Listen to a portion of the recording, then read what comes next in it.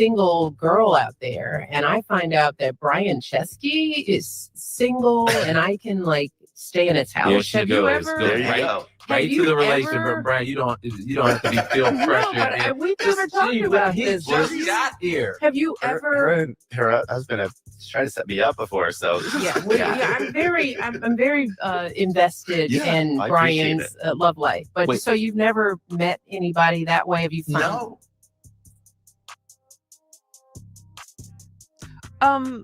What did I just see? Did I literally just see the former first lady give googly eyes to this single white man who was significantly younger than her, and give him flirty vibes? Like, am I reading into this too much? Am I tripping? Or is the obvious? Now, I saw this interaction make headlines. Many people alluding to the fact that it's very important to listen first, talk second. That's counterintuitive for most people. The former first lady, Miss Michelle Obama, was openly flirting with this man. And here's the thing about it. If you go on her podcast, if you go on her actual YouTube podcast and you look at that specific video, she actually starts the video with that portion where she's flirting with him, right? That's kind of like that's the hook. That's the hook. So we know this was very strategic. This was all methodical, or at least it was purposeful. You guys, I mean, so much to say. So first of all, I have to say shout out to her marketing team for doing what they can to try to get clicks, views, and eyeballs to her podcast. Because from my understanding, it was initially struggling, but with some of the different attempts that have been made to basically put her dirty laundry out there and to just kind of say all kinds of things that get people's eyes or get people to scratch the forehead. I mean, they've done a really good job as far as getting the traction and getting the attention. So shout out to her marketing team or those who are helping her grow her podcast. Now, from another angle, I don't really understand what the purpose is. Like, is she being for real? Like, is this just really who she is and she just doesn't care anymore? Are they actively trying to garner support or attention from average everyday women? Like, is she trying to appeal specifically to Black women? Like, are they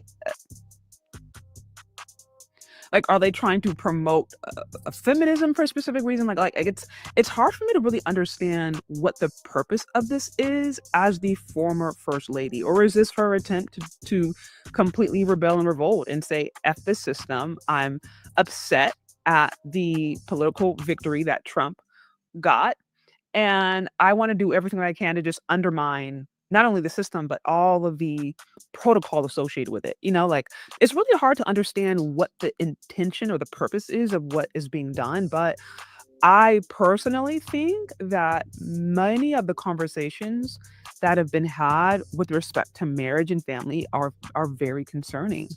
And they continue to reiterate what I have mentioned or said before about so few Black women are married. And it's because we don't exist in a culture, by and large, where marriage is revered and honored, and that people are taught to do so successfully, right?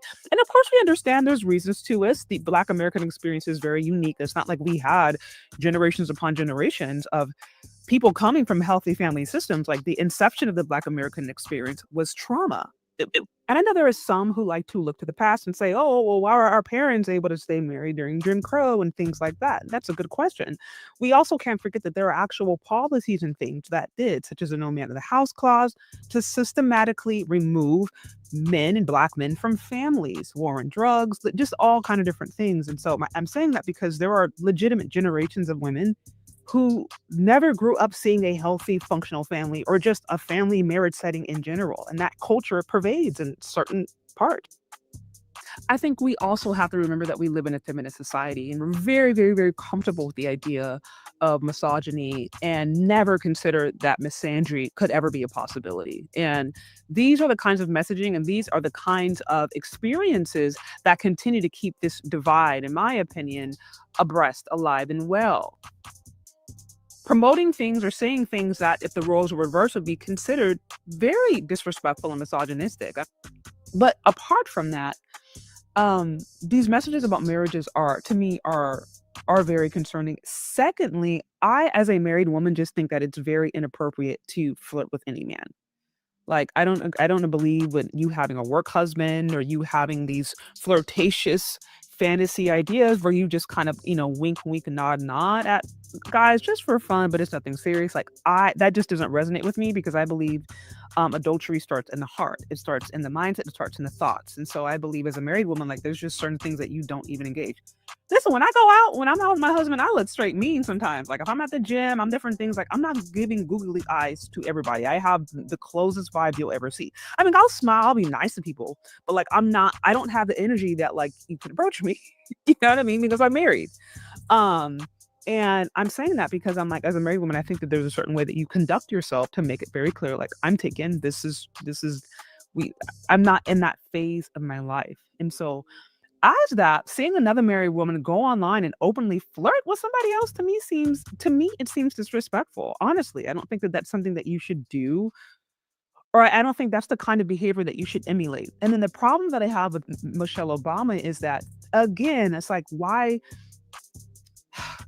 I, she's not a normal woman, and so all these podcasts continue to try to put her on a level as if she's just like a normal everyday woman that no one else that like she's just now a normal everyday woman, and that her presidency was in the past and now she can like let her hair down and be like everybody else. And I'm like, but you're still the former first lady. Like, you're never going to be able to unlive that. And honestly, I don't think that that's something that you should have to unlive or experience. Like, there's a level of honor and respect and legacy that comes with that, and I just wish that there was more of a willingness to guard that. I'm not saying that she has to be all stuffy and can't share who she is, or can't, show the softer side of her personality. But I think there's a way to do that that doesn't start to undermine your marriage or your family or your legacy, or just doesn't seem like blatantly disrespectful. Like, I cannot think of a scenario in which you as a married woman who's significantly older, flirting with a single man is funny or tongue in cheek. Like, I don't, to me, that's not funny. Now, I understand some of these politicians be freaky, like they do stuff behind closed doors that I don't even want to think about. So who knows? Like, for all we know, maybe her and Obama, they could have an arrangement and he can be totally cool with it and it's fine. Like, we ultimately don't know what her and her husband are into. That's between them. But I just wish, as somebody who has her level of influence, whether you like her politically, don't like her politically, agree with her politics or her husband or not, that doesn't change the fact that she is the former first lady, and there's a level of influence and there's always going to be a level of eyeballs that she's going to have for that particular reason, because of the position that she was in. And I wish, because of that and because of the weight of influence that she carries, whether she likes it or not, I wish there was just more of a willingness to protect the legacy, or at least be more mindful to promote messages or messaging that are going to be beneficial to the masses and that are going to help, um, or at least are going to inspire young women to behave in a way that could be respectful and honoring, versus this sister girl stuff I see going on, which to me is an indication as to why so many ladies are not married or have a hard time understanding why they can't get married. That's just my opinion, y'all. But what do y'all think? Let me know down in the comment section. Leave your questions, comments, concerns in the comment section below. Thank you so much for listening. If you've gotten this far, we'll talk later. Bye.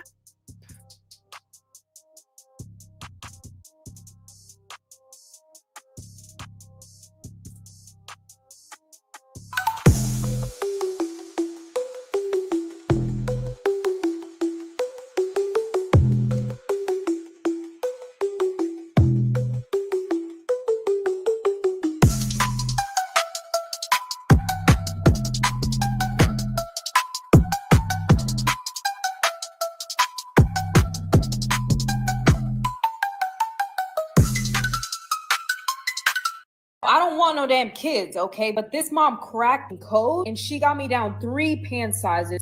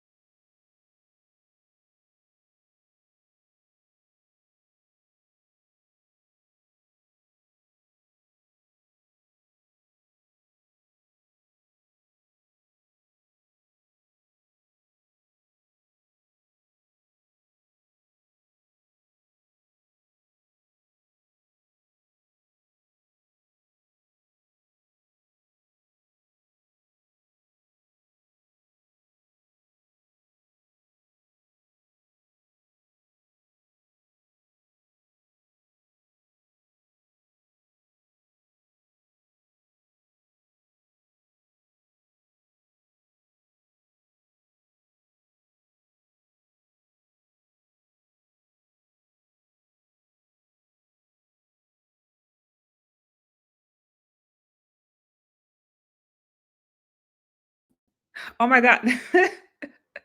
I have been talking to myself this last like 3 minutes. I'm so sorry, guys. Sorry about that. Can you guys hear me now? Thank you for saying that because I was over here chopping it up with myself. Can you guys hear me now? Let me know in the comment section if you can. Let me know down in the comment section. What's going on, Daisy? Let me know if you guys hear me before I keep chatting. Okay, I'm so sorry about that. I'm so sorry. Okay, so let me just circle back. So, like, share, subscribe on the way in, you guys. Hit the super chat or cash app. Well, you can cash at me. Venmo with Shay Sade. Y'all know the drill. So, I wanted to share with you guys real quickly, right? What kind of spurred on this live we're going to be talking about today. I'm going to try to keep this short and sweet. We'll see how well I'll do. But so I was talking to a good friend of mine yesterday. She's older than me, older Black woman, married, has kids, very successful. Her and her husband are very successful. He used to be a professional athlete. And now they're both in the business realm. Like, they are just doing very well. And she's around Black people who themselves are doing very well, like the upper class Black folks. Like, let's just be honest. That's who she hangs around. So I was talking to her, and she was telling me how many of her peers, how she has many single Black female peers who are very well educated, highly educated, and you're talking like good institutions, right? Like whether it be Yale, or just highly accredited institutions. These are attractive Black women, or who are well accomplished, or maybe who work in high up industries, being well paid, who are single, right? And so we were having this conversation, and she was telling me how, yeah, there's some who had a very, very hard time finding anything that they feel like on their level. I mean, we already know, we've talked about that multiple times on my channel. But then there's also a solid amount of Black women in her age group. I want to say she's like Gen X, or like maybe like the youngest end of Gen X, or the oldest millennials, if you will. But there's a large portion of Black women, successful Black women, who are high earning, high paid, and still able to live a nice lifestyle without anyone, who just really don't want to get married, who just really aren't interested. Like, they're not checking for dudes like that. And I've said exclusively, or just multiple times on my channel, that a big reason so many Black women are not married is simply because they don't want to. They don't want to be. You said early 40s, Mega. Yeah, I think she's more like mid late, and I don't know what. I know there's like debates upon what is considered Gen X. I want to say Gen X, I think, is like mid 40s, but I could be off. If I'm off here, you guys let me know. But yeah, she's around there, mid late 40s. But just my point is, she was basically talking to me about people that this is her peer group. Highly educated, high earning Black women who go to therapy, who are out there in the dating market, basically on the struggle bus, right? So there's that. But then there's other people in that group that she knows, her friends, who just really are not interested in marriage, right? Who are not interested in marriage. And so, as I mentioned before, the question is, why are 27% of Black women not married? Or why are only 27% of Black American women married? I think the first reason 27% of Black American women are married, only 27%, or put another way, the first reason the majority of Black American women are not married is because they simply don't want to be. That would be step one. Step one would be, the reason so many Black women aren't married is because they just really don't want to be. Like, it's really not that serious. It's not that deep. It doesn't really maybe come serious until maybe you're about late 30s, 40s, and you want to have a kid and settle down or whatever. Then maybe it might come more serious. But we can all be honest and acknowledge that marriage is not highly esteemed in American culture. Perhaps in different subcultures, if you are in certain church settings, or if you're in certain religious settings where marriage might be seen as more valuable. So maybe in that, but just generally speaking, this culture is not about setting up a society or economy or really a culture at all where families by and large can thrive on all socioeconomic levels. Like that's just not it. And in Black culture specifically, it's not a thing. I've said this in so many times, like Black educated college woman, as somebody who myself was college educated and knows people who were college educated and came from a long line of like actual educators, like teachers and professors. I can tell you some of the things that I heard, some of the things that Black women are told when they go into education, right? And Black women don't go to college. They don't go to school seeking spouses. That's not why they go. They go to school seeking higher education, seeking skills so that they can take care of themselves, so that they can be independent, so that they can be free of, or basically have total agency or financial agency outside of a man. That's why they go. Now, again, why is that important? Because we understand that college age is generally a time when in the past, people got married. People got married in the past around, late teens, early mid 20s. Like that's when people got married. And you still have other cultures that see college as a great time to get a degree and get the MRS, right? But that is not a part of Black American culture.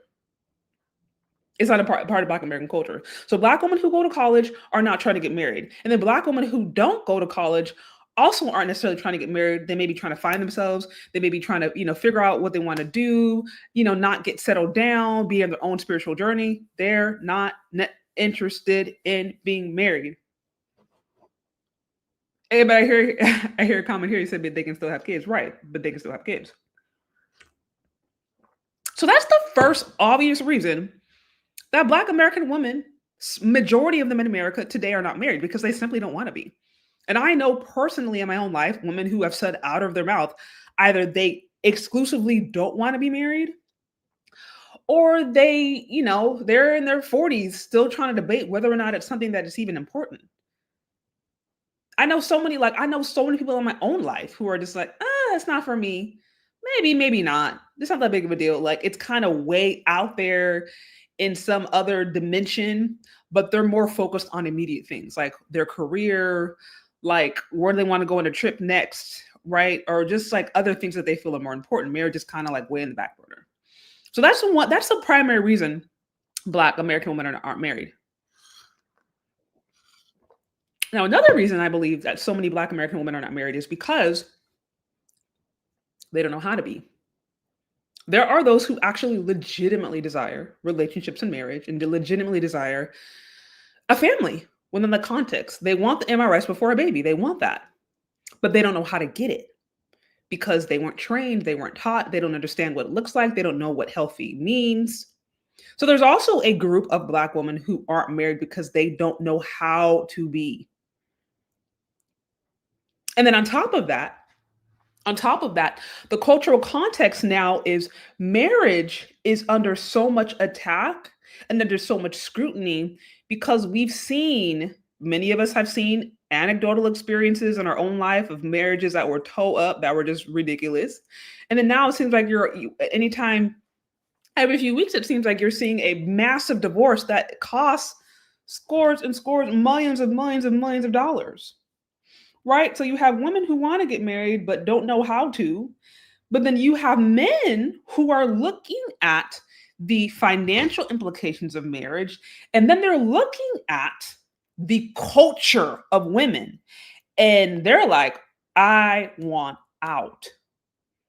So what I'm trying to say is this whole question of marriage, if I'm, continuing this conversation that really kicked off last week, actually a few weeks ago, when I was responding to Michelle Obama, and then Sabby Savage responded to me, and I responded to her. And then, so this conversation that continuing, what I'm finding and what I'm believing is that there's multiple reasons to this. There's multiple reasons. And I think, like I mentioned before, there's a lack of desire to be married, a lack of interest, and then there's a lack of ability to know how to do so. Now I want to turn your attention to Michelle Obama. Now I want to turn your attention to Michelle Obama, right? So you guys know, maybe it was a month or so ago where I reviewed some of the things that she had to say about the inauguration. And I had concern with her position, not necessarily because I I can understand and resonate with her having some challenges with certain things that are happening right now in the presidency or just the economy. So I can understand that there might be some challenges that she's experienced this with respect to what's going on in this nation. I can understand that. What I was not the biggest fan of, me personally, is as a married woman, when you're a married woman, and specifically when you're like a former first lady, anytime you make a decision that seems disconnected from your spouse, I think that is personally disrespectful to a marriage, because a husband and wife is moving as a one. They're moving as a unit. They're moving as, in oneness. So to me, it would have been one thing if her and Obama said, okay, you know what, we're not attending the inauguration because of X, Y, and Z. And that was a decision that they made personally.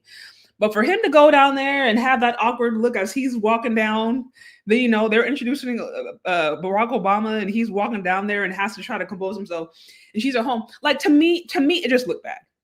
And we all know it looked bad. We don't have to sit here and try to act like it didn't. We all know it looked bad. Now, she didn't care. She had her own moral convictions, which is fine. I am not opposed to a woman having her own moral convictions. I just believe that when you are in a marriage, when you are in a covenant, specifically, and I talk about covenant marriage, that means a marriage where God is in the midst of it, then there needs to be a priority of in moving as a unit, right? That's my belief. So I talked about that. But then I also talked about the implications, right? How Michelle Obama isn't an average woman. She's not. She will never be an average woman ever again. She's not just some random Black woman with some braids. She's not a Keisha.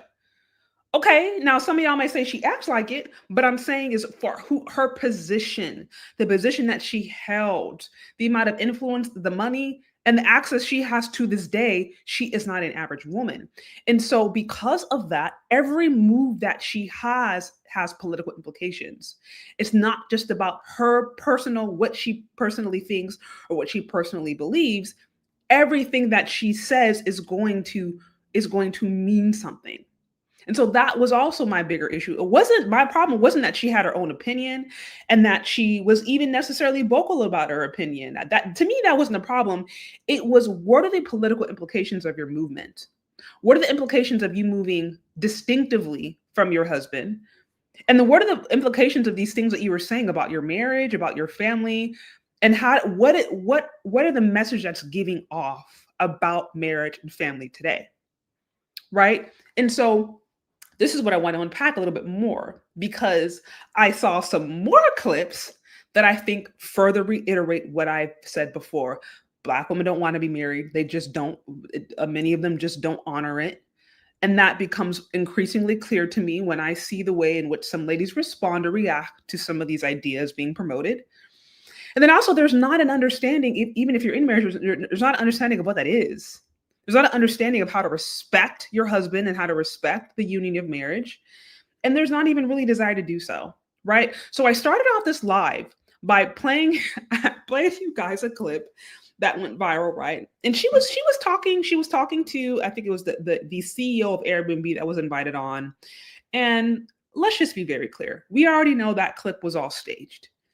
We know that because when you actually go to Michelle Obama's podcast and you pull up that specific episode, the hook of that episode was that one clip where it seems like she's flirting with him, right? So she has some little flirty vibes there, and we can say, oh no, that was tongue in cheek.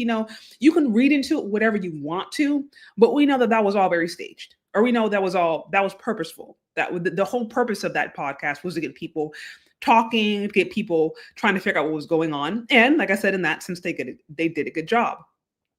But the implications of that was, to me, it appeared as if she was flirting with the guy. She's like, oh, I'm very invested in your love life. And if I was a single woman, like, the things that she said were very much flirtatious, in my opinion. Right? They were very flirtatious. And so, I'm looking at that. We're looking at that. The world is looking at that.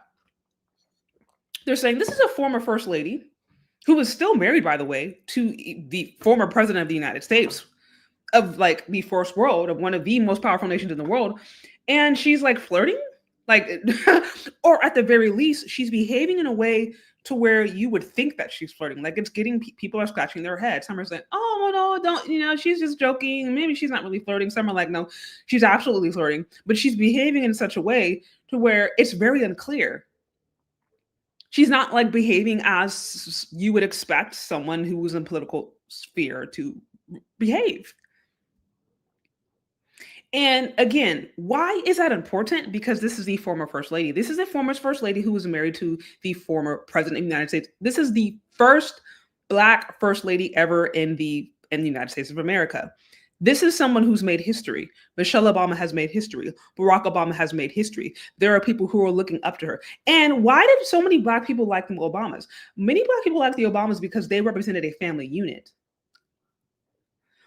Michelle Obama, Barack Obama, whether you like their politics or not, they represented like the more of like the traditional Black family.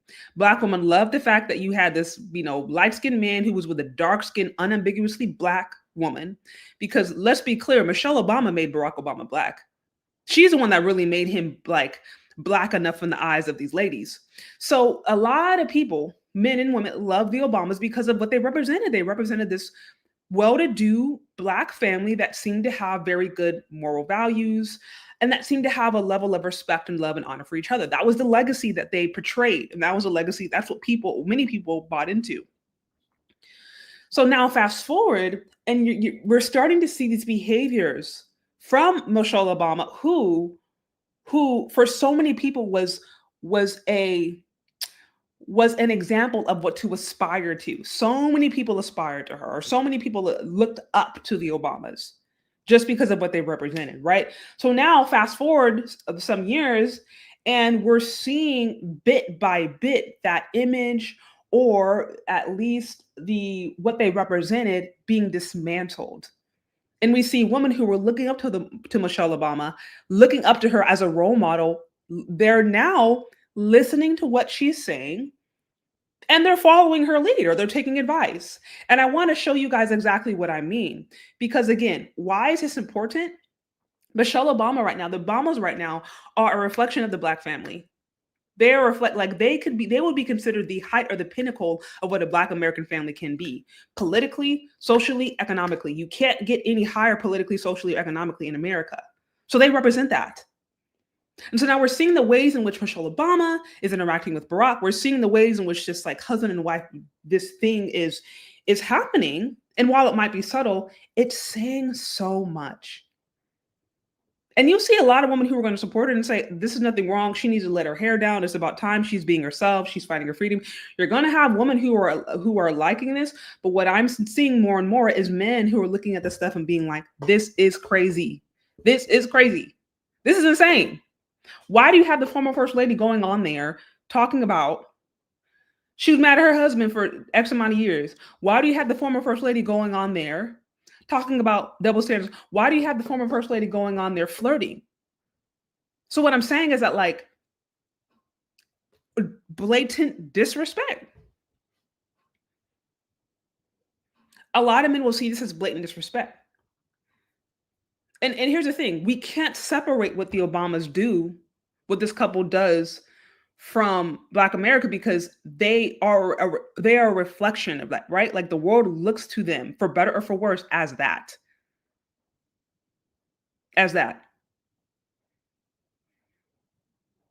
So when I say, okay, why are only 27% of Black American women married? Multiple reasons. I said the first reason is they don't want to be married. Second reason is they don't know how to be married, right?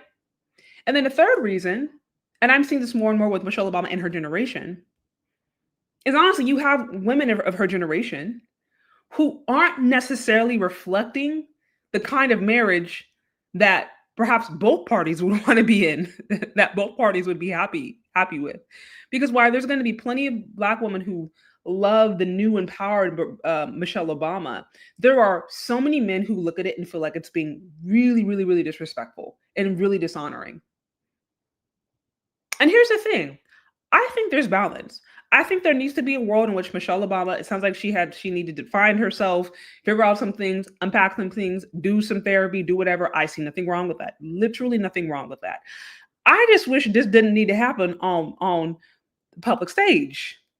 I wish some of these conversations could be had behind closed doors between her and her husband or her circle of friends. I don't think the whole world needs to be privy to the undoing or the becoming or the unbecoming of the former first lady when we understand the implications of that politically. Because everything that she does is a reflection of the Black family, which is already at risk.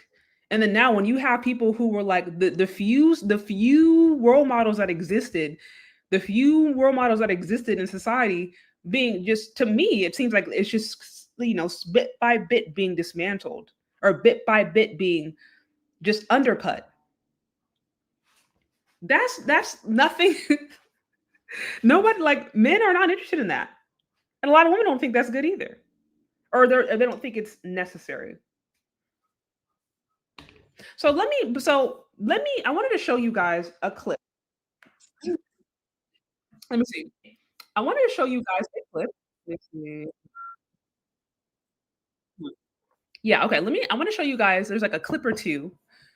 This was of another recent live, or I almost was an interview that I saw of Michelle Obama, because I know she's on her podcasting right now, right? She's speaking, finding her voice, wanted to find her voice, whatever, right? She's doing her thing, and I'm not mad at somebody having their own opinion. But what I want to do is look at some of the different things that are said, and I want to unpack why I think all this is connected. Why some of these messages, blatant or sometimes even subtle, are a obvious indication as to why so few women are married. Like, when you really start to unpack it and when you really start to see what this stuff is about, you're like, this is not complicated, folks. This ain't complicated at all. It's not complicated at all. When we see the way in which these things are being portrayed, and when we start to understand how, in my opinion, there don't seem to be a ton of respect. At least the way I see it. But okay, so let me, I'm gonna pull up this thing right here. And then we're gonna get into it, y'all. Okay, guys, like, share, subscribe if you like what's going on here. Now let me pull this up real quick. There's I think 2 or 3. Now this one, okay. He's a night owl. Oh, so if we have guests, I'm good. If I'm with people, Mm-hmm. I'm up, I'm awake, I can do this stuff. But after we've had our catch-up conversation and we've had our together time and all of that, I'm looking at the clock Mhm. and he's looking at me. He's like, really? It's 8 o'clock. I was like, Incredible. I'm just so ready, you know? Yes. So I'm like, I like, it's not you, it's me. It's time for bed. And I get so giddy. Me too. I wash my face. I Yes. get into the cool sheets because the room has to be cold. Yeah, what temp are we talking? 68. Incredible. Yes. Can't be higher 68 than degrees. That. You know, and then he's freezing. I Yeah. was like, just put on some socks. Do you have You can handle it. do you like a Tempur-Pedic mattress or and what kind of pillow situation are you doing? I like I'm not sure the brand of the mattress. I should know, but I don't. We need to know that for your podcast. You need to get yourself a free mattress. I'm gonna If you mention it, you can get a free mattress. Perfect. and he's a night owl. Oh, So if we have guests, So this is I'm good. If I'm with people, Mhm. I'm So I saw this particular clip get some traction. Right? She's just basically talking about her and Barack's bed business. Do I really need to know the bed business of her and Barack Obama? Maybe not. I'm not particularly interested, but hey, listen, maybe for some people, this is about trying to see the lighter side of the Obamas. Like, to me, like I said, certain things you just can keep to yourself. Like, we don't all need to know what you in the bed doing, what the temperature, what kind of bed. Like, I don't personally need to know that, but that's what they decided to do, right? But you had a lot of people who were just like, a former first lady. Like, do we really need to be knowing the bed business of you and your do we need to all know the bed business? Do we need to know the kind of bed and the temperature? Like, is this just a little too close to home, right? So there is that question. And you have a lot of people who are looking at her behavior and they're scratching their head. They're like, what? Like, what am I supposed to do with this? So you talked about how you didn't like him. Okay, you didn't like him for all those years when you got married. Okay, you didn't believe in his presidency. Oh, okay. Now you're talking about the bed temperature and the kind of like, why do we need to know this? And that's what I'm saying, y'all. Like, I'm kind of confused. I'm like, what is going on? Like, is this just her trying to find herself? Is she just really wanting to appeal, like, personally? And she's like, look, I don't care anything else about I'm done with politics. I'm mad at the presidency. I'm mad at this whole system. And so I'm just going to do whatever I want. Like, is it just her being like, buck the system? I'm going to just, do me? Or is there like a deeper agenda here? I honestly can't say that I know quite yet. It just has a lot of people scratching their head. And here's why, again, I say this is so important. They was one of the few examples, even if you don't like their politics, they was one of the few examples of people, right, for a while that seemed like, here is a together, traditional, healthy Black family. Okay. Like, just where they like each other. It seemed like they like each other. They got some kids, he's doing well, she's doing well. They can speak in full sentences. Nobody's beating each other. Like, for a long time, they just seem like they are like the few examples of a positive Black family that was out there. And that's why so many people so many Black Americans were drawn to them because of what they represented. And so why now, these years later, does it seem like that, at least that which was, honored, revered to a certain extent, or looked up to, why now do we see that legacy being, like, it seems like to me it's being dismantled piece by piece, or they're shedding more of a critical lens on it, at the same time of alluding to the fact that marriage isn't what you need to be happy, alluding to the fact that, well, family is this, and basically talking about all the ways in which marriage and family, or that setup, isn't all that desirable. And to me, I'm just like, what is the point? What is the point? This don't seem to be, to me, this does not seem to be, this ain't just about her letting her hair down. Like, there are larger implications to this, right? Shout out to you with the 50. I really, really, really appreciate you for the support. That go the money. That go the money. That go the money. That mother money. Money come. That money come. That go the money. That go the money. That go the money. That go the money. Thank you so much, y'all. I really appreciate it. So, okay. So I wanted to just show y'all real quickly that the thing that we just did, the clip of her and talking about her bed business. I still don't understand why we need to know the temperature of her bed. I don't know. Maybe it was just a conversation, like I said, former first lady letting her hair down or whatever. But this clip right here, I thought gave us a lot more insight as to what I actually believe is motivating, or one of the factors that could be motivating Michelle Obama. There's probably multiple factors, right? We understand that when you're at her level of influence, and when you're well connected in the way that she is, nothing is really haphazard. But I do think that this gives us a little bit more indication as to what actually might be going on.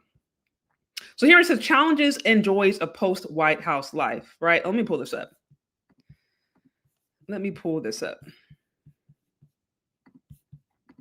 Okay.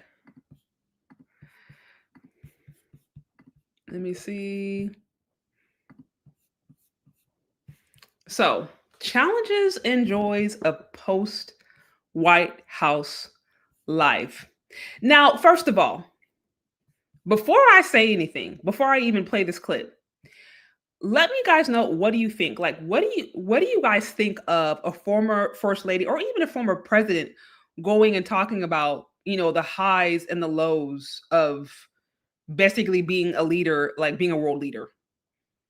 Like, what do you guys think about that? Do you think that that's useful? Do you think it's beneficial? Do you think it's helpful? Like, I'm just curious. What are your thoughts? Like, if Barack Obama was to stand up and do a whole 2-hour podcast on, what it's like no longer being the former president of the United States and how that makes him feel, or, what were his emotions behind it? I'm curious. Now, I do know Barack Obama I know both of them had books. I haven't read either of them, so maybe that would give me more indication. But I'm just curious, like, when you guys see things like this, from like from leaders. What are your guys' thoughts? Let me know down in the comment section, because I'm really curious. I'm really curious how it resonates with you. I could see this resonating with women. Honestly, I could see women looking at this in this appealing to them, right? You know, you see she's in the sweatshirt, she has the sister girl braids, and listen, I love me some braids. I'm not hating. What's going on, Dr. Thunder? Good to see you. Okay, did we ever? I know we were back and forth in email, so I don't remember where we landed off, but I definitely still want to collab. So we can continue the conversation if we can, because I would love to circle back with you. I've also been kind of busy too, so I don't remember if it was me or you, but yeah, feel free to hit me up and we can kind of put something on the calendar. Okay, but anyway, so we see Miss Lady with the, with the braids. She got the little pullover, looked like she got a fleece or something on her. She got those colorful nails, and some of these pictures I've seen her with the colorful nails. So this is the unscripted, uncurated, I think, Michelle Obama. Or at least that's the vibe that's giving off. And again, I'm asking, how do you guys feel about this? Like, if we saw Barack Obama in there with like a hoodie and like a do-rag or something, or just, you know what I mean? Like had a Nike cap, like just sitting up there talking about, how he was feeling, or like, like I'm curious, like what these podcasts are like for you when you see these ideas, how they resonate. Oh, he said he almost thought she was a former president. Just a cash grab. Said she could have put that in a book. Yeah, it says we usually don't hear much for the former first lady. We usually don't. We usually don't. And I think this is another thing too that's going on right now. So when we go back to why 27% of Black American women are married, multiple reasons, I believe. Many of them don't want to be married. Step one. Step two, those who do want to be married don't know how to be, because we don't exist in a culture that cultivates that, right? And then on top of that, we do have a generation of elders who, in my understanding, they cultivate, or they push more independence. They push more, I think, like feminism, or put in another way, they don't necessarily always give the kind of reflection of marriage that would be desirable to younger generations. Like when she stood up there and said, hey, I'm trying to encourage young women that you don't need marriage or kids to be happy. She's like, I'm trying to train my daughters to know that. I want them to know that you don't need a marriage or kids to be happy at all. And then she's talked about openly how for there were some years where she didn't like her husband after they had kids. You know what I mean? So I'm just saying, like, we're, unpacking that question. And I think that there's multiple layers to it. And I think that it's this kind of messaging in media from those who are either the elders of the community or those who would be considered role models, those who actually would be considered in the position that people would aspire to. Married, kids, well respected, you have the career, the whatever. And now in your position of influence, you're actually doing what you can to cast a negative light on marriage, a negative light on family, versus doing what you can to strengthen it, right? And so there's multiple reasons that this is going on. And it ultimately can be summed up in one thing: culture. Culture is a big reason so many Black American women are not married. Right. Now I want to go to this one. If you look at my title where it says I don't cook, I'm going to show you guys now another clip where she kind of breaks down, and she goes into more detail about life, what that's like for her.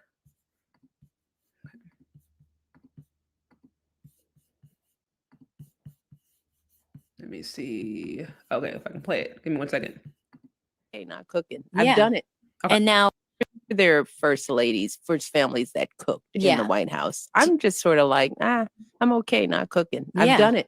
And now, are you cooking now? No, no, it's not on my agenda at all. It's not among the things that I want to do in this stage in life. And now, what are you doing now that you couldn't do before that you get to do now? Or that you had to pause doing, I should say. I want to try to do normal things. Yeah, of course. going for a walk. By yourself? Never ish, but if they're further behind, it's like, I can still see you. I want to feel like I'm by myself a little further. They're reading a newspaper upside That's down. right. And I'm driving a little bit more. Excellent. So that, and by myself in the car by myself. Excellent. Which is such, like, I realized for the first time I was driving with Malia. We were in Martha's Vineyard and I'm driving. She turns on the radio and starts playing some of our favorite songs and we're singing at the top of our lungs. I realized I'd never had that experience with her. I'd never had that experience with her as from teenagers on, because they learned to drive, but I didn't teach them how to drive. I couldn't drive with them. I mean, just sort of the basic kind of bonding moments. You know, we didn't have time alone in a car, just with me and my daughter playing the music that we wanted at the volume that we wanted. That's why I like the vineyard. I like the islands where we live, because they're small places and people, you know, they get used to you. They don't care. Right. At certain times of the year, I can walk into town and just go shopping. Yeah. I mean, I just go into a store, try on clothes on my own, go to the register. Sometimes I forget how to use my credit card. Well, I now get you that don't have wrong. to. Now you just use Apple Pay. So what's that? No, I'm just kidding. You know Apple Pay, right? I do, but I don't use it. You don't use it. No, because Do you have a regular phone? Can you have a regular phone? I Okay, do, good. but I'm trying to not do stuff on my phone. Well, that's a little boomery, Michelle. There are first families that cooked in Yeah. the White House. So I'm just sort of like, I wanted to play that its entirety. I'm going to play it again and break it down piece by piece. But before I do so, remember when I said, I mentioned this before, that the implications of what Michelle Obama is doing is, this is just not, she's not just some random Black lady with some braids, okay? She's not just a random other Black lady boomer sitting up there with, you know, a polo or a sweatshirt just having a conversation, right? Like, this is the former first lady of the leading nation in the world, global leader, married to a global leader or a former global leader, however you want to put it. Irregardless, we can't remove the level of influence or impact that she has. So now I'm going to replay what she said and why I think some of those things are important. But what I want to first do is look at some of the comments that we're seeing from these ladies, right? So here it says, if Michelle Obama don't cook, then neither do I. Right. Now, I had mentioned this before, that the lovely ladies have the tendency to live vicariously through celebrities. So Rihanna can have, you know, kids out of wedlock and have a baby bump and still go to the red carpet and have her stomach out and still, you know, look cute. So then therefore, if Rihanna can do it, then I can do it. I can have kids out of wedlock and I can, you know, have my stomach hanging out when I go to Walmart or go to Target and look cute because I'm doing me, right? So you have women who sometimes like to live vicariously through celebrities and forget that celebrities are like rich. And they exist in a completely different paradigm. Michelle Obama is still elite. I know she's out here wearing these braids and talking about, you know, like I said, we're trying to wear these average clothes. But notice how even in the live, she's talking about going to Martha's Vineyard. Okay, she's talking about going and living in spaces where generally rich elite people are. So she is not an average woman. She can afford to not have to cook. She has a private chef. A lot of these rich people aren't cooking like that. They have private chefs. So her saying, I don't cook is like, okay, and the sky is blue. Like, you're freaking the former first lady of the United States. Like, you could outsource that. That's what rich people do. And if you cook, it's because you like to, it's because you're having fun. But you can hire a professional chef at that level. So that's not a thing. But I'm saying we need to be very clear that that's something that she can do because she's elite and has money to do so. And that don't need to become a reason for Raquel to sit up there being like, well, because a multimillionaire, the former president of the United States don't cook, then I mean, I shouldn't cook either. I'm like, no, cooking is a life skill. And if you can't afford to hire a private chef to come and cook, you know, source organic vegetables and grass-fed, grass-finished beef and wild-caught salmon, you know what I mean? Like, if you can't afford somebody who will go and do that for you, then you probably need to know how to cook. You know what I mean? Or you can exist off of processed food if you want, but that's not good for you. But I just wanted to say that because I'm like, y'all see how they're like, oh, and this first lady ain't cooking, then I'm definitely not cooking. If she's bucking the sisterhood, then I'm doing it too. And I'm like, I'm sorry, Raquel, but you don't necessarily have the resources to not be cooking like that. Or maybe, I don't know, maybe you do. Maybe you're sitting in a trust fund, you got money somewhere, but if you don't, then that's a life skill. Here it says, I just don't think at my age I could live in an uncomfortable life. Michelle probably. I don't know if that's a quote or not, but that actually sounds like something that she would say. That's hilarious. Exactly. This one says, I got a little bit choked up when she said it was the first time she'd sing in the car with her daughter. It never occurred to me how many little moments Michelle and Barack had to sacrifice for the White House. They both had to sacrifice for the White House. They did. Right? To whom much is given, much is required. So they have sacrificed, but they've also experienced a life that no one else. They've also experienced a life, right? That I won't say no one else, but the majority, like 99.999% of people in America will never experience. I mean, you're talking to like global leaders here. You're talking about the president and his wife. Like, of course, there's going to be a certain experience that they never have. They're not average people. So therefore, they're not necessarily going to have those meaningful average moments, but then they'll have other moments that are incredibly meaningful that other people could only dream of. It is a trade-off. Okay. And then here, let me see. Here it says, this one, I feel like Secret Service is a person who we hear her laugh. Okay. So she's scratching her head. That's kind of funny. She's like, what is going on here? This is not, I don't know if this is all completely organic. I agree with her. Says, I do not dream of labor. This is, I can't wait for the Obama girls to spill the beans like the Bush girls did. This one says, girls just want to live a normal life. Yeah, she really do seem like she just want to live a normal life. This one says, wait, that's kind of boomer-ish, Michelle. Okay, that one. Says, the fact that being alone outside is a luxury is mind-blowing. You give up so much to be first lady. Mm-hmm. Then the one here says, I get what Michelle is saying. As a first lady, she missed out on the growing milestones of her daughters. Think about it, 8 years. So again, if Michelle doesn't cook, then I refuse to as well. So again, I wanted to give you guys some just an understanding of the feedback, what some of these people are saying, and again, why what she says actually has implications. This one says Michelle is the entire vibe. She had to sacrifice so much. She's a strong woman. So like I said, there are ladies, and not just Black women, by the way. There are women of all races who look up to her, who admire her, and they like that she's doing something different. Because here's another implication of what she's doing. Michelle Obama, she's doing her own thing. She's not doing the old cookie cutter.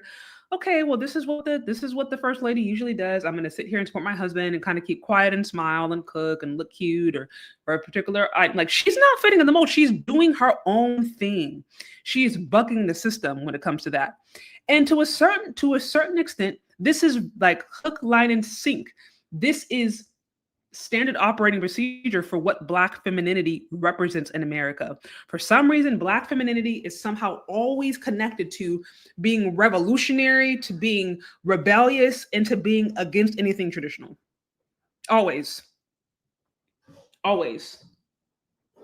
But notice it's never really like revolutionary against the system that oppresses them as much as it is revolutionary or bucking their men, right? Or bucking their family, or bucking gender norms or traditional norms in their community. But Black femininity is always somehow connected to being revolutionary and being rebellious to that or anti that which would be considered traditional. And I'm saying that's not always a good thing. That's not always a good thing. Because if we go back to why are there so many Black American women who are married, that's another reason. Michelle Obama, she's not doing the traditional classic housewife thing. The former first lady thing. She's bucking the system. She's putting her bed business out there, literally. She's talking about all the ways that Obama get her nerves. She's talking about the ways in which there are double standards. She says, I can do these things, but he can't do them back to me. She's bucking the system. She's doing what she wants. She wants to live independently. So also somehow Black femininity has always gets being connected to being rebellious or to bucking the system, to being against that which is traditional. And as I mentioned before, it's never rebellious against a system that oppresses you as much as it is rebellious against men or rebellion against a community or a traditional setup. Because if it was rebellious against a system that oppresses you, then Black America as a whole would be in a completely different paradigm. No, and then we wouldn't see divesting and swirling being so popular, and we wouldn't see the former first lady up there flirting with a young white dude, right? So I'm just saying, like, we have to notice that where the rebellion or the revolt is directed. It's there, but it's never directed towards the things that actually are actively destroying its family or community. It's usually directed in such a way that it can still have some strays going to Black men, or in some ways are just actively against Black men or the Black family or the community. Right? And so there are going to be ladies who love her because, like you say right here, you say, look, she's saying what other wives wanted to say. Oh, I'm sure. I say that. I mean, let me see if I can pull this up. Let me see if I can pull this up because I'm like, first ladies are wilding out right now. Like, what is going on? Let me see if I can find this because I've seen this going viral just today, actually. And I'm like, this is kind of crazy, y'all. Let me see if I can find it. I'm gonna pull it up real quick because now this is a total side note, but it is connected because I just saw this thing go viral. I think this is the former lady of France. And they said they're trying to delete it, but you see that they look like they had a little moment. Y'all see that right there? This is the former first lady of or no, this is the first lady of France. Y'all see that interaction? I'm gonna have to go around. Let me. So I don't know what was going on, but she wasn't happy with it. She put her hand in his face. That's his wife.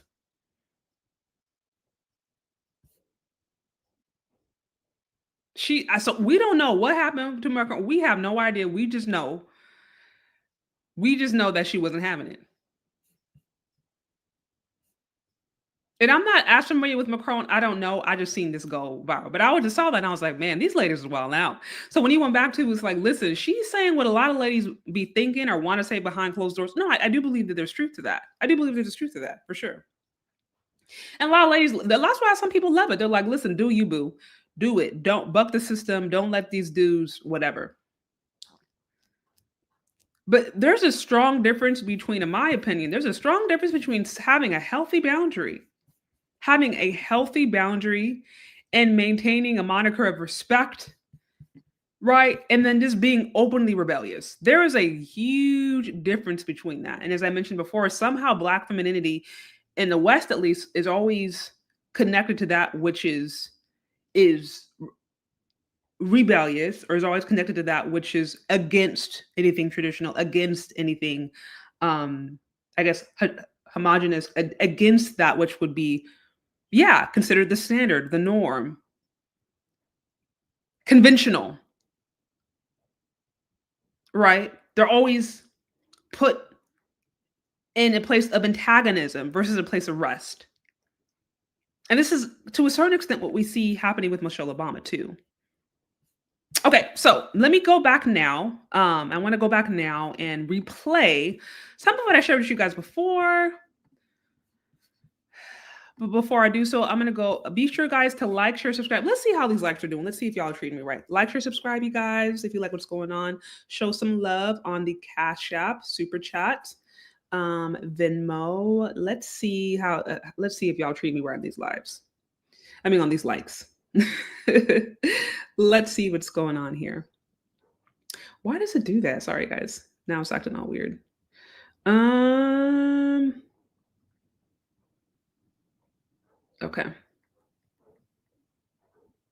Okay, so y'all look at those likes up, y'all. I see 288 people here and I can see 93 likes. I'm gonna have to go on a break and you guys gotta get them likes up. We can do a little better than that, folks. So show some love on the likes and we will continue. Otherwise, then we won't.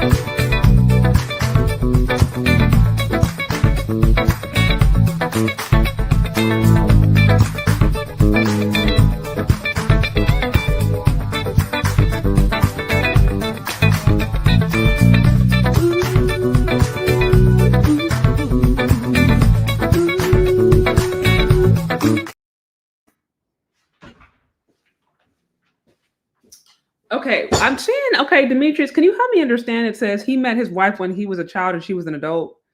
She 25 years older than him and picked him up. Wait, what are you guys referring to? I'm probably missing something. Who was 25 years older? Are y'all talking about Macron? I'm not as familiar. Okay, let's see how these likes are doing. Okay, guys, I need some more. Give me some more likes. Like, share, subscribe. Like, share, subscribe, people.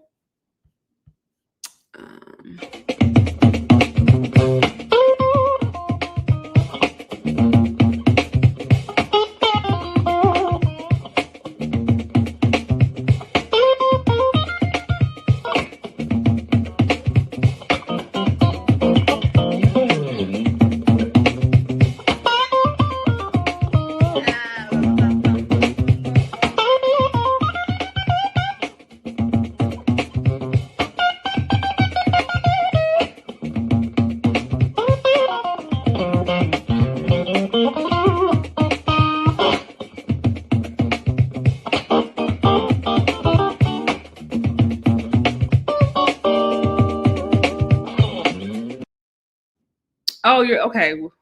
So you're talking about Macron. Wait, so you're saying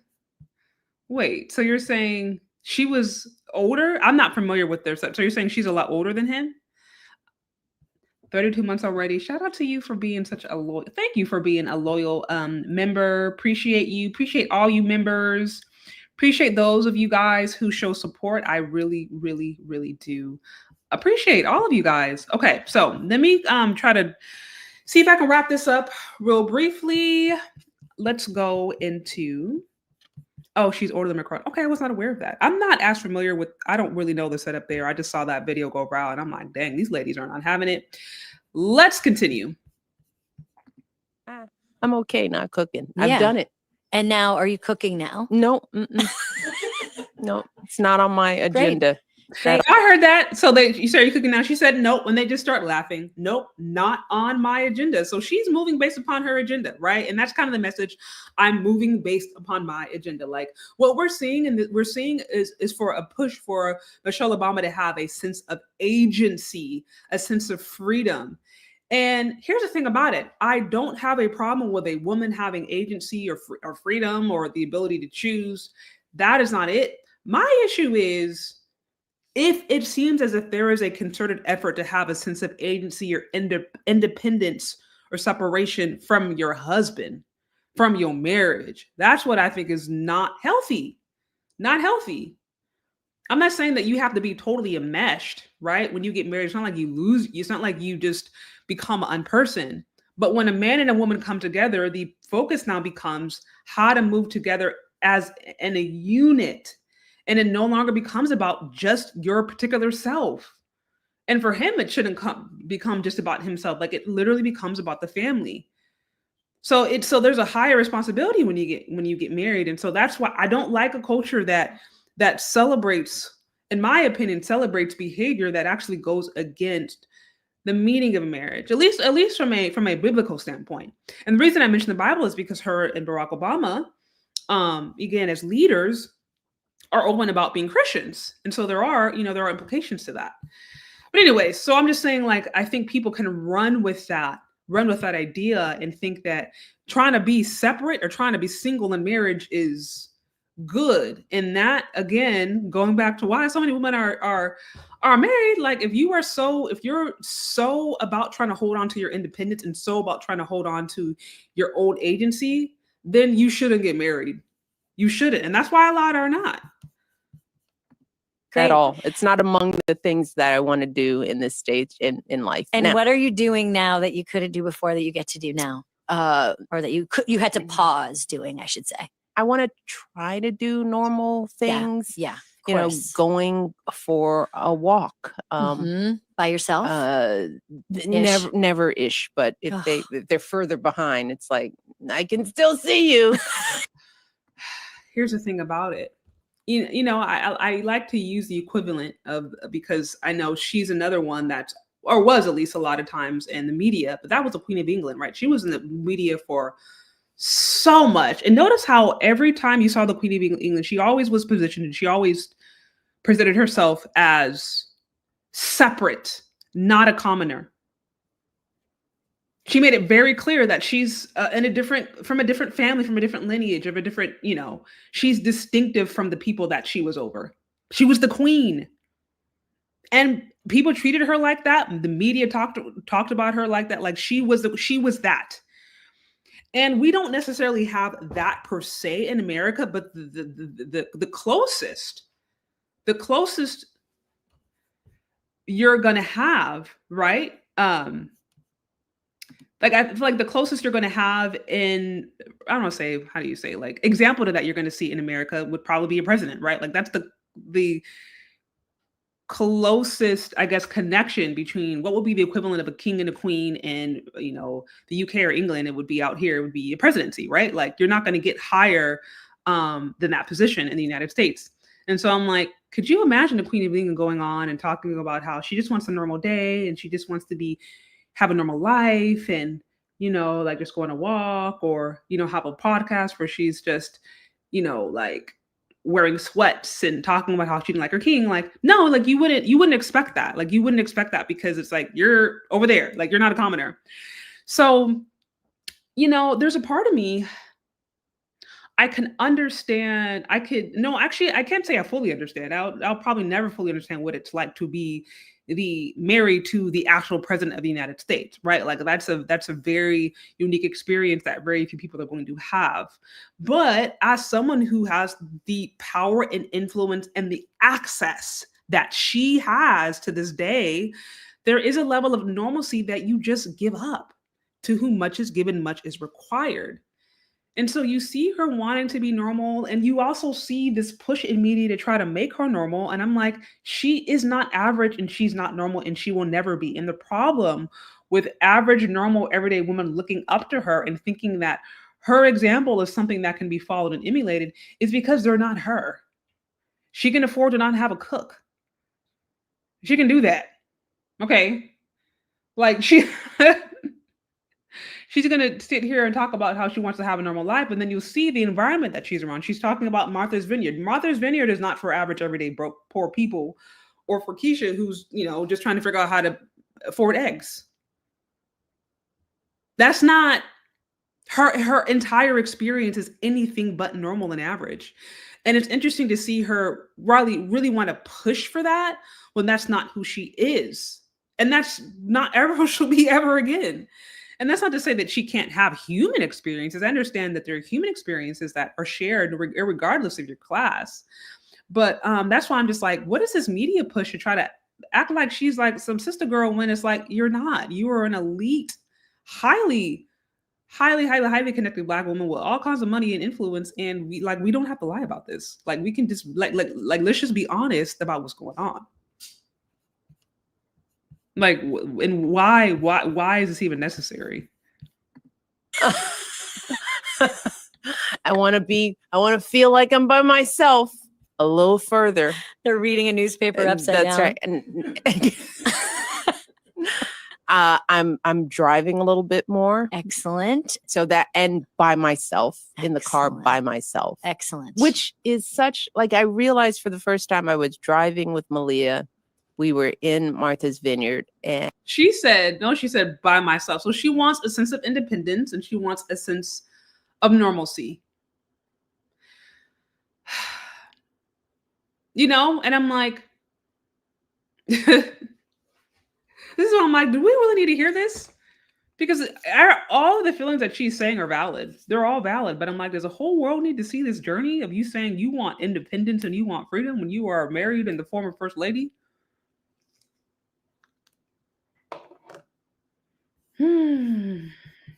You're saying professional jealous. Interesting. House of Cards. Okay, I'll have to check that out. I'll have to check that out because I'm listening to this and I'm just like, what is the point? Why do we need to know this?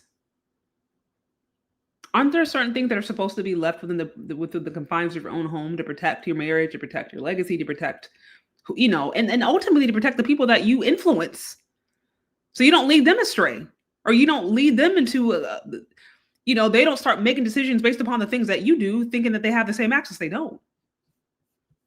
They absolutely don't. And I'm driving.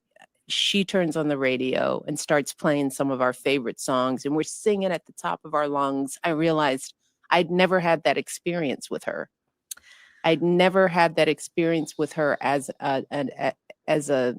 from teenagers on, because they learned to drive, but I didn't teach them how to drive. I couldn't drive with them. I mean, just sort of the basic kind of bonding moments. We didn't have time alone in a car, just with me and my daughter, playing the music that we wanted at the volume that we wanted. That's why I like the vineyard. I like the islands where we live, because they're small places and people, they get used to you. They don't care. Right. At certain times of the year, I can walk into town and just go shopping. Yeah. I mean, I just go into a store, try on clothes on my own, go to the register.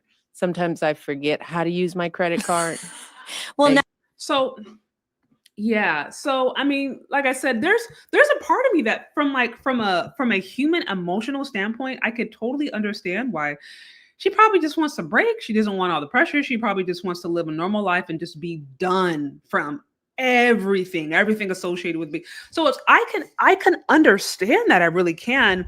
And as I've mentioned before, I don't have a problem with her having, or really anyone having their own voice, marriage or not.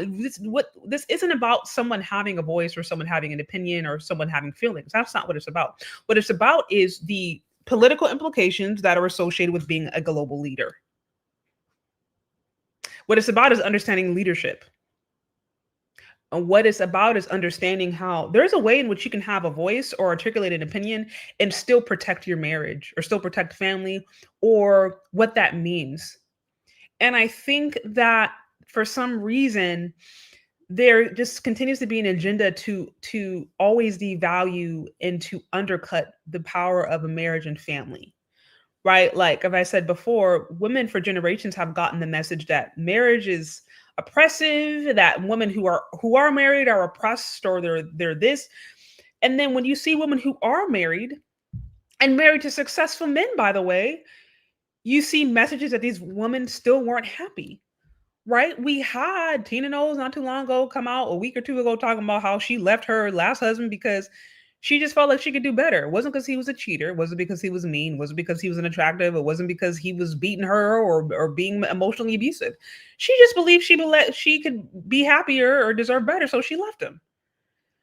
Right? And so I'm just saying, it's like, why are we always getting messages that women are better off by themselves, that women are happier by themselves, that when they're in marriage, and by the way, when you're married to the most powerful man in the world, or at least he was at that time, even in that, you're not fully happy because of how you have to sacrifice. And you had to sacrifice having these moments with your daughters, and you had to sacrifice having these moments with your family, and you had to sacrifice being normal. And you see what I'm saying? So it's like, you were always getting messages on how women are doing worse off in marriage.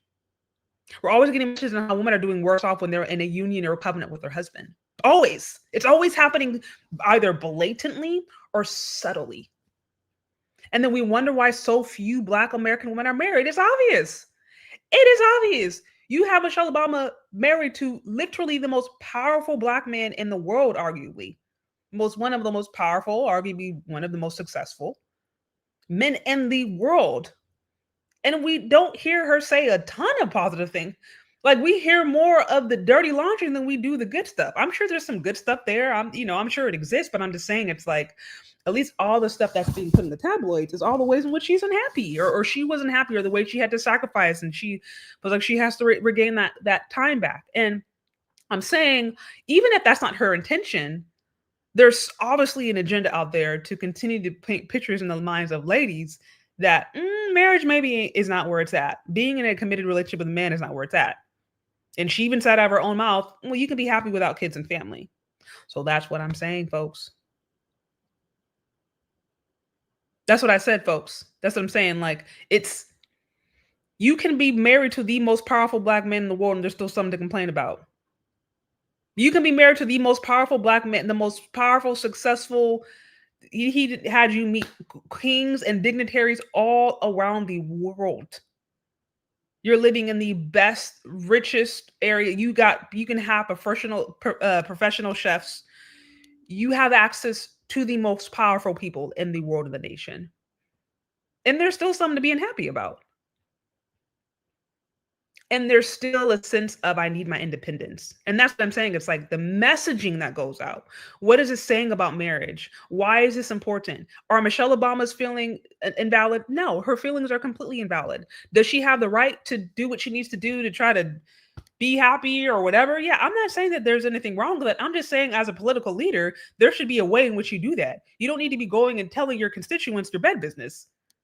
As a leader, you don't need to sit there and try to appease the people that you're supposed to be influencing. You're on different levels.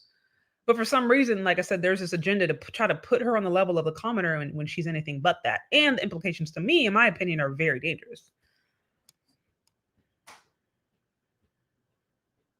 So, almost done here. You guys like, share, subscribe if you like what's going on. Now you don't wrong. have to. Now you just use Apple Pay. So what's that? No, I'm just kidding. You know Apple Pay, right? I do, but I don't use it.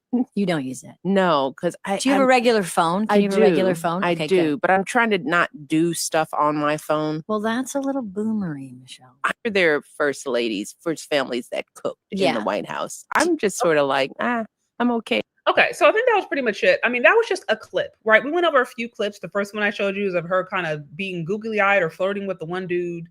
Some people are saying, oh, don't take it seriously. Others are saying, but to me, I thought that was inappropriate. And then we hear her talking about her bed business, right? And the kind of bed and the temperature bed and all that. And I'm like, okay, that's kind of different. And now she's talking about why she doesn't cook and why she wants to be independent and, all that associated. And really, what it comes down to, this is a woman who desperately wants to be normal and desperately wants to have a normal experience. I'm not opposed to that. I just wish that these conversations were had within the confines of her own elite circle, because she's not average, and she will never be average ever again. And it's like you kind of threw that whole average thing in the garbage can when you decided to be the president of the United States or married to him and have access to all the wealth and because listen, it's not like she just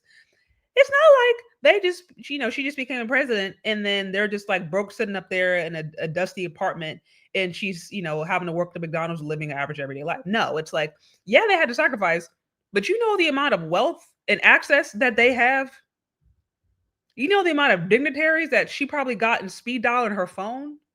Do you know the amount of access? So I'm saying it's like, it's an exchange. So that's why I don't understand why there's this need to try to act like she's some average woman. And then they're putting pretty much rich girl problems on podcast. And then you have these ladies who are completely average resonating with her. And that's almost like, this is definitely a female conversation, because I understand emotionally you can resonate, but you got to remember there's a huge class difference. And she's a leader. So as a leader, to me, it's like there's certain things you shouldn't be talking about, because the way in which that's going to influence the people that you are your constituents, or the people that actually look up to you. And that's where I'm like, okay, either there's just a lack of awareness, a lack of desire, or there is a legitimate agenda to be divisive. But either way, what I mentioned before is, here's another example, another obvious reason as to why Black American women don't get married. Even when they are married to the most powerful men in the world, there's still a reason to be unhappy. Or there's still a reason to at least paint the picture as if you need freedom. freedom. Because she talked about freedom, independence, agency. That's kind of been, these have been consistent themes. The implementation of that is hard for decades, that when women get married, they can feel constrained. This is a woman who's felt constrained by the presidency, constrained by the decisions that her and her family made. And the implications are, yeah, you can be constrained when you're in these things. This is also the woman who said that, hey, women don't necessarily need to be married to have kids to be happy. And I do believe that there are some women out there who are actually legitimately better off by themselves. I just don't believe that's almost 75% of Black American women. No, I don't believe that's the majority. So as far as I can see, it's actually it's very obvious as to why Black American women, so many of them are not married. One, they don't want to be. Two, if they do want to be, they don't know how to be.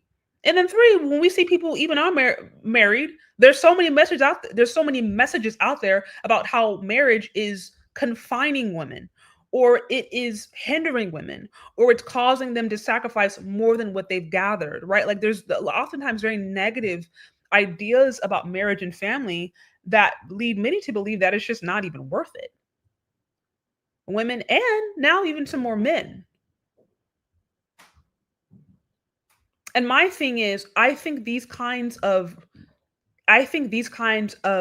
conversations are highly destructive and highly dangerous because of the implications, right? Like maybe if these conversations were had in the context of a culture where marriage was revered and honored and most people were married and people stayed together and they had a healthy, thriving community, then we might look at this totally differently, perhaps.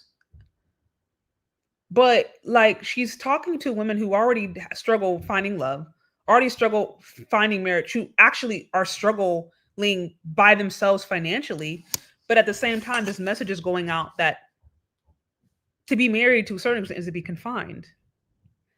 And that now you have to push to do that. And that she sacrificed more than what she got.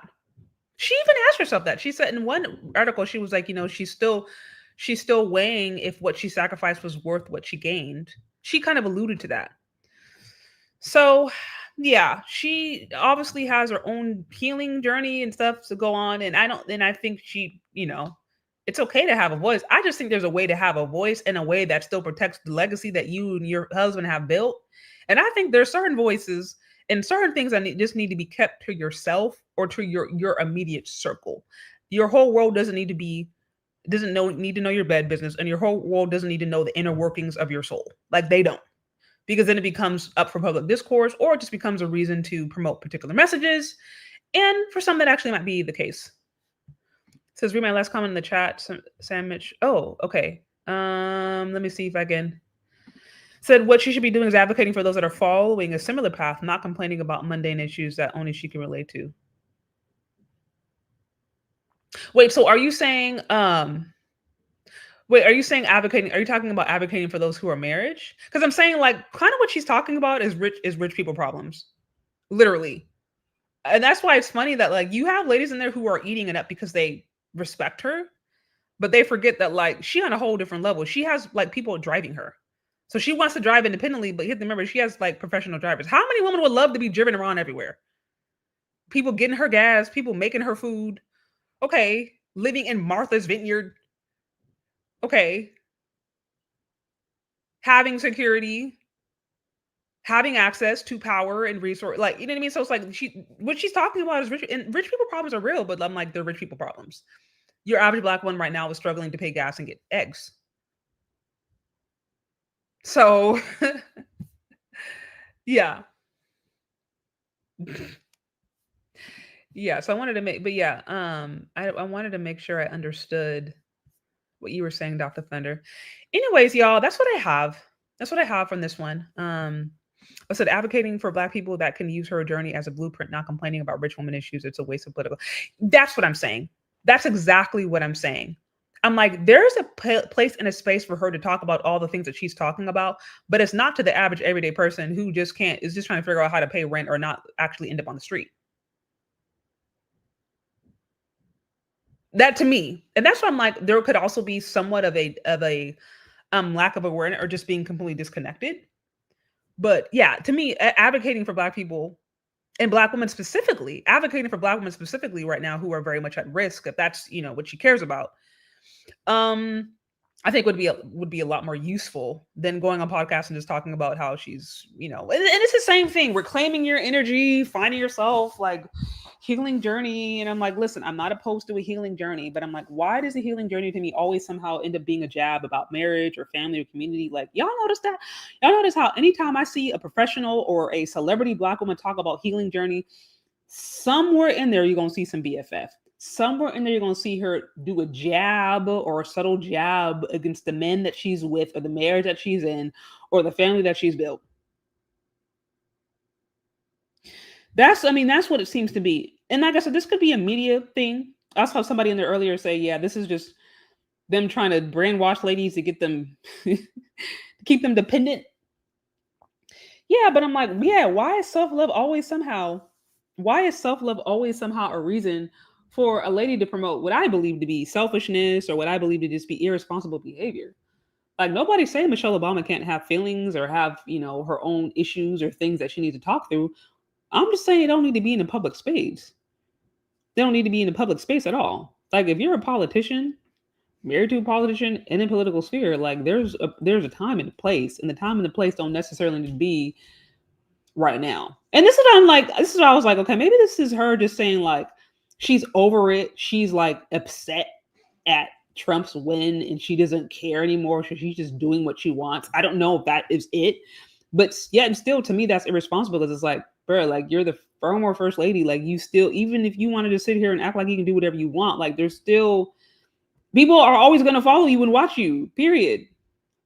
And like, why are Black women always connected to that, which is rebellious, always connected to that which is bucking the system, always we're connected to that which is going against that which is traditional or normal or conventional? Why? And how is it helping us? I would argue it's not, because you got a lot of ladies out here who are unmarried, not by choice. There are some who are unmarried by choice, but I think more who want to be married are unmarried because they don't know how to be. And it doesn't help when you have these kinds of messages to me that actually don't seem like it's actually an honest reflection of marriage, but promote the same kind of propaganda, in my opinion. Y'all, that's what I have. Let me know what you guys think. Like, share, subscribe, leave your comments if you like what's going on here. Show some love on Cash App, Venmo. And let me know what you guys think about this whole thing. We're going to see more of this, unfortunately. We're gonna see more of this, but yeah, we'll just have to keep this. Well, I want to say keep this conversation going. This conversation will probably continue to feed itself. This is because the common denominator is hubris. Thank you for the $1.99. I appreciate you. Yeah, I see over there like, how a queen get tired of being a queen? Yeah, that's what I'm saying. It's like and that's what I said before. Could you imagine Queen Elizabeth sitting up there in a podcast with some sweats? Okay, she has some sweats or like Pilates pants on there, talking about she's tired and she don't want to have Secret Services, you know, all around her. She just wants to be able to go to like the supermarket and just get a papaya by herself. You know, she's just tired of the king, and the king was getting on her nerves when, you know, she was pregnant. And, you know, when her and the king go to bed, they have a Tempur-Pedic. Like, could y'all imagine that? Could y'all imagine the Queen of England going up there talking about what kind of bed she got? What's the temperature? Okay. See the Queen of England going on a podcast, like literally flirting with a freaking business owner. Like, could you imagine? Could you imagine that? So that's what I'm saying. I'm like, this is not what we need to hear. I'm not saying that anything that you're saying is necessarily wrong. No, I didn't like the flirting. I thought the flirting was out of pocket, but I'm saying like, I'm not here to sit here and tell you that your feelings are invalid. I'm just saying, I don't think the whole public needs to know all this because the implications are not good. That's it. We don't all need to know about your bed business. Okay. Anyways, y'all, that's me. Those are my thoughts and my perspective. Thank you guys for tuning in. Yes. And I'm sure this is going to be the conversation that keeps on giving because I'm always seeing some stuff. But anyways, y'all, we'll talk later. And yeah, like, share, subscribe. Check me out on Patreon or become a channel member if you want. I haven't been checking with you guys member soon. Also, you can also join my newsletter. If you guys want to be updated of like other stuff, you can join my newsletter. And good to see you, Demetrius. Good to see you. And we'll talk later. Okay, guys? Bye.